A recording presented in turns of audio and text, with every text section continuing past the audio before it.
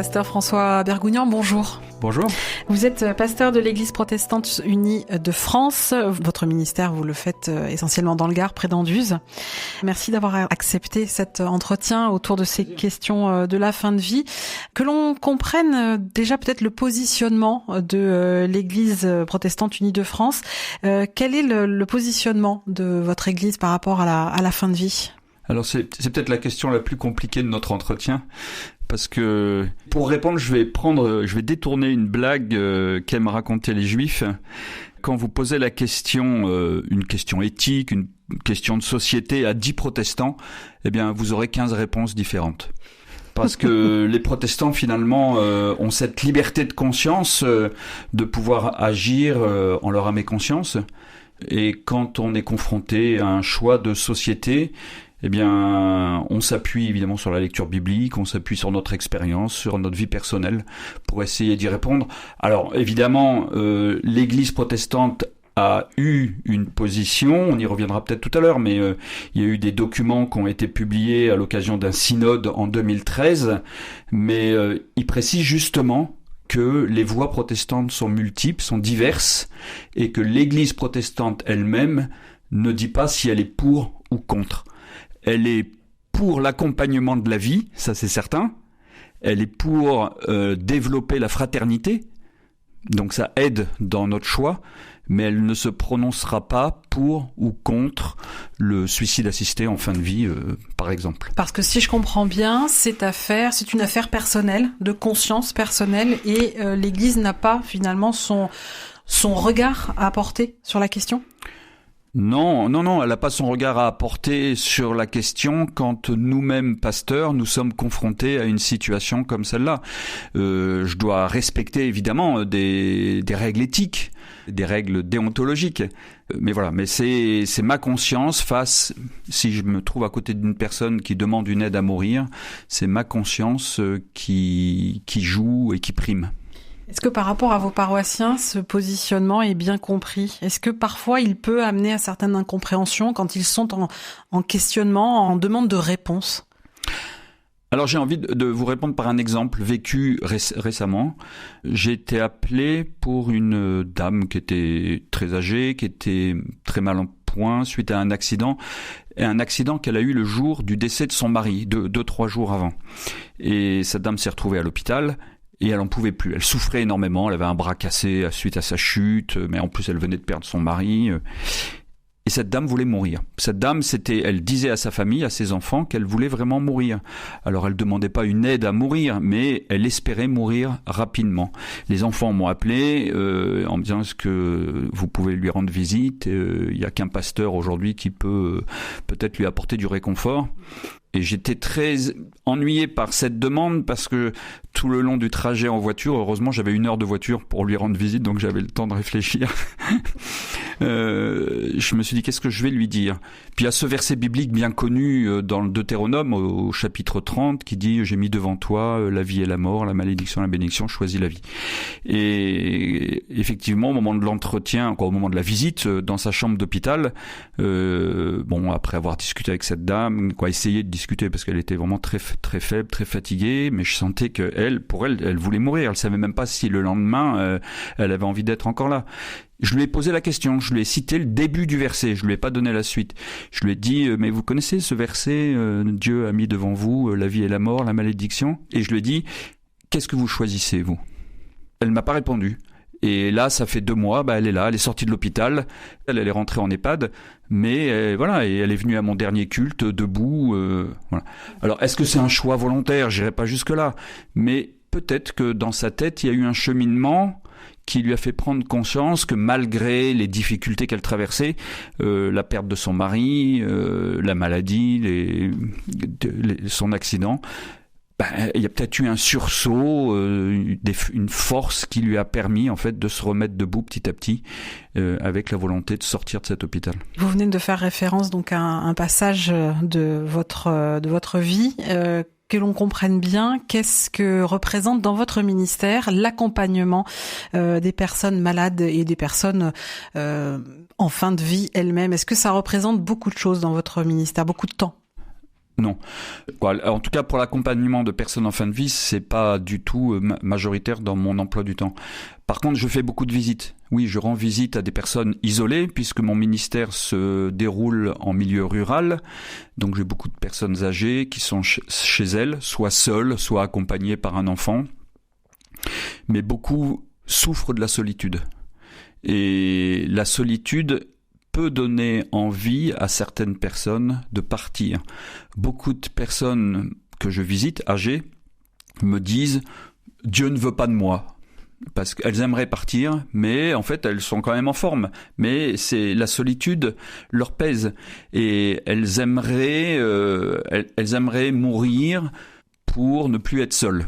Et je crois que c'est la solitude qui est beaucoup plus pénible à vivre que l'âge et la vieillesse. C'est ce que vous ressortez de ces échanges avec eux, avec leurs proches également, parce que j'imagine qu'avec les familles aussi vous échangez. Oui, bien sûr. Alors pour les familles, c'est différent. Quand une personne âgée est accompagnée par un enfant, j'ai vraiment découvert à travers ce ministère, pour l'enfant, c'est une énorme charge de travail, une énorme charge mentale d'être accompagnant. Et on oublie cela quand un parent reste chez lui, chez elle, et est accompagné par un de ses enfants. On oublie que pour l'enfant qui est souvent adulte d'ailleurs, et même souvent retraité, lui-même qui est en début de retraite, c'est une grosse charge de travail d'être présent 24 heures sur 24. C'est une charge morale parce que on peut être amené à délivrer des soins à son parent régulièrement, donc on peut pas partir. Et c'est très très lourd. Et l'accompagnant aussi peut se retrouver en situation de souffrance, ne serait-ce parce qu'il doit être là 24 heures sur 24 et attentif au moindre bruit et au moindre appel de la personne âgée. Votre rôle en tant que pasteur, c'est d'être une écoute, c'est aussi peut-être de proposer des temps de prière, des temps de réflexion. C'est quoi exactement ? Il n'y a pas de règle particulière. Vraiment, quand j'arrive sur un lieu de visite, je reste à l'écoute de la demande. Je peux évidemment apporter un accompagnement spirituel, mais c'est pas systématique et c'est pas une demande systématique. Souvent, c'est essayer de libérer la parole, parce que les gens n'osent pas parler de leur situation de maladie, de vieillesse ou d'être de la proximité de la mort. Et ces personnes le font plus facilement avec un tiers qu'avec un membre de la famille. Et il y a moins d'affectivité aussi entre la personne que je visite et moi-même, donc je me sens plus libre aussi de poser des questions intimes sur est-ce que vous avez peur de la mort, est-ce que vous souffrez, est-ce que vous avez des regrets dans la vie, quels sont les bons moments. Vous voyez ce genre de questions qui permet de faire surgir la parole là où de temps en temps il n'y en a plus parce que la personne est allongée sur un lit et elle attend et elle ne parle plus. Et cette possibilité de donner une parole, peut faire surgir la vie quand on croit qu'elle n'est plus là. Est-ce que j'allais vous demander, le surgissement de cette parole, est-ce qu'elle peut être libératrice d'une certaine façon pour ces personnes qui sont encore sous le poids du silence ? Oui, très souvent, les personnes me remercient du temps d'échange que l'on a eu. Et pour eux, le fait d'avoir pu dire quelque chose, d'avoir pu exprimer une peur aussi, d'avoir pu pleurer parce que il y a un regret, il y a une tristesse, il y a une souffrance, pour eux c'est vraiment un soulagement. Ils ont vécu ce temps de soulagement. Alors je voudrais qu'on revienne avec vous sur ce projet de loi sur l'accompagnement de la fin de vie. Il y a donc deux textes, l'un qui vise à on va dire renforcer les soins palliatifs et le second qui aborde très clairement l'aide à mourir. Alors vous nous avez expliqué la position de l'Église protestante unie de France. Comment vous personnellement vous appréhendez cette évolution législative ? Est-ce que vous avez peut-être des craintes ou au contraire, vous êtes content qu'on aborde ce sujet-là ? Non, je pense que la nouvelle loi, le projet de loi, puisque pour l'instant elle n'est pas encore mise en place, ce projet de loi vient peut-être combler un vide. C'est-à-dire que les soins palliatifs sont présents, ils sont pas toujours mis en œuvre par manque de moyens, mais ils existent. On tient compte aussi des souhaits de la personne, si elle a pu en laisser, ou de la famille. Oui, voilà, c'est ça. Mais par contre, il y a un vide pour la personne qui est en souffrance, quelle qu'elle soit, pour une grave maladie, et qui n'en peut plus, et qui aimerait mourir. comment est-ce qu'on fait aujourd'hui? Si la personne est consciente, je pense à quelqu'un qui serait, par exemple, qui aurait la maladie de Charcot, parce que c'est souvent l'exemple que l'on prend. Cette personne, on va pas la mettre en soins palliatifs, même si elle a encore toute sa vivacité d'esprit, alors que son corps ne suit plus, alors qu'elle a du mal à respirer, mais on peut pas la mettre en soins palliatifs. Alors qu'est-ce qu'on fait? Là, il y a un vide, il y a un vrai vide pour répondre à cette demande. Et obliger la personne qui est en souffrance extrême à continuer à vivre, mais est-ce que c'est pas la torturer? C'est la question que je me pose. J'ai jamais été confronté de près à ce genre de situation. J'ai jamais été confronté à une personne qui aurait envie de mourir vraiment à cause d'une souffrance, quelle qu'elle soit. Après, vous parliez des soins palliatifs qui, effectivement, ne sont malheureusement pas présents sur tout le territoire français. Est-ce que la solution, ce ne serait pas d'investir un peu plus dans ces soins palliatifs aussi? Bien sûr. Je connais pas assez le milieu médical, et là, je pense qu'un médecin serait plus à même de vous répondre sur ce sujet-là. Je ne suis que pasteur. C'est déjà beaucoup. Mais effectivement, si déjà les soins palliatifs étaient mieux développés, plus développés, s'il y avait plus de moyens mis en œuvre pour ces soins palliatifs, sûrement que ça répondrait à des questions et à des besoins aujourd'hui. Mais il ne faut pas oublier qu'il y a des personnes pour lesquelles le soin palliatif n'est pas adapté ou ne répond pas à la demande.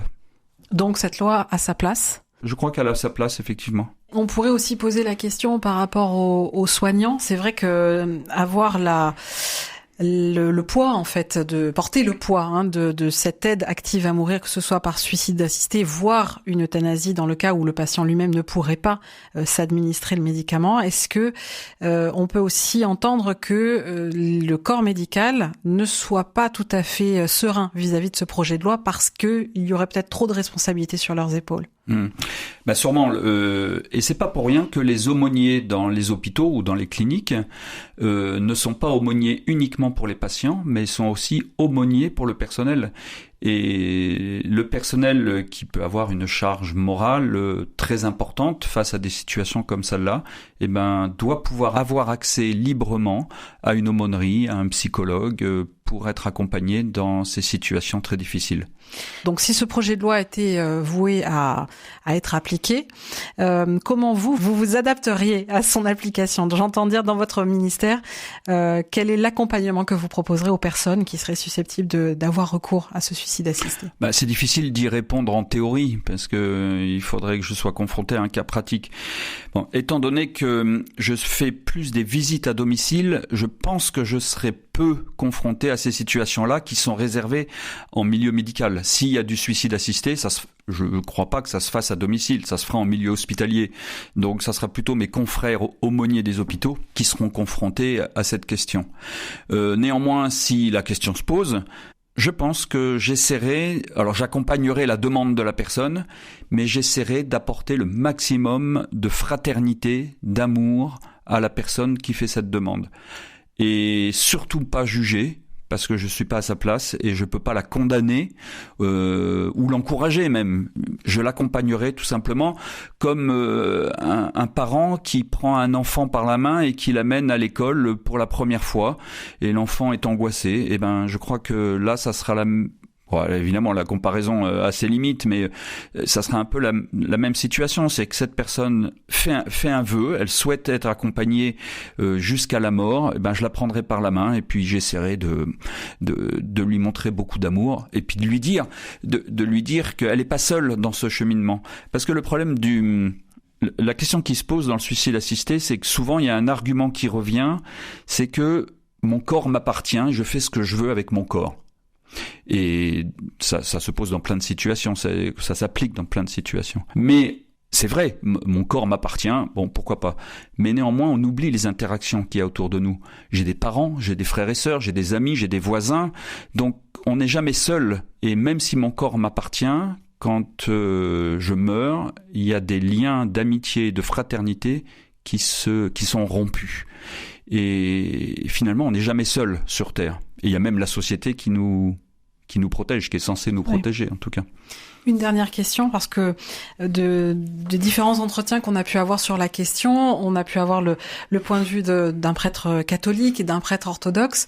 Et là, vous, en tant que représentant de l'Église protestante unie de France, un point de vue qui diverge. Vous avez des nuances quand même dans les propos et parfois même des fractures, on peut le dire, entre pasteurs, on va dire aumônier et pasteur.